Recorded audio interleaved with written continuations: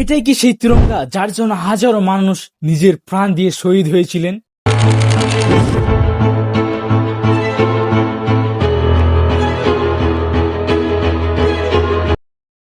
এই ভিডিও ক্লিপে যে দৃশ্যটি দেখা যাচ্ছে সেই দৃশ্যটি ভারতবর্ষের সবার মনে এক আঘাত আনার দৃশ্য, যেখানে স্পষ্টভাবে দেখা যাচ্ছে একজন পুলিশ কর্মী ভারতের জাতীয় পতাকাকে অসম্মানজনকভাবে ব্যবহার করছেন।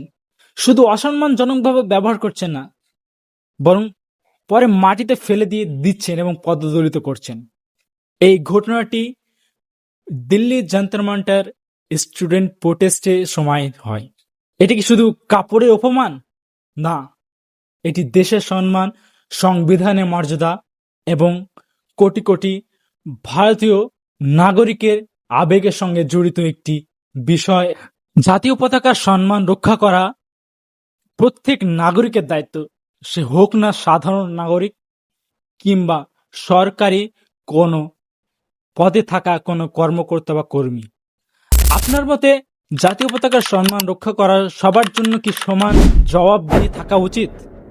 আপনার মূল্যবান মতামতটি কমেন্টে অবশ্যই জানাবেন, আর অবশ্যই ভিডিওটি শেয়ার করুন যাতে মানুষ বেশি বেশি সচেতন হতে পারে।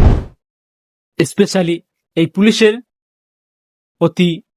অতি শীঘ্রই অ্যাকশন নেওয়া প্রয়োজন আছে, কেননা এক্সাম এবং ট্রেনিং এর ফলে তাকে অ্যাপয়েন্টমেন্ট করা হয়েছে পুলিশ কর্মী হিসাবে, এবং সেই কিনা এই ন্যাশনাল ফ্ল্যাগের অসম্মানজনকভাবে ব্যবহারই শুধু নয়, বরং সেটাকে রাস্তায় ফেলে দিচ্ছে।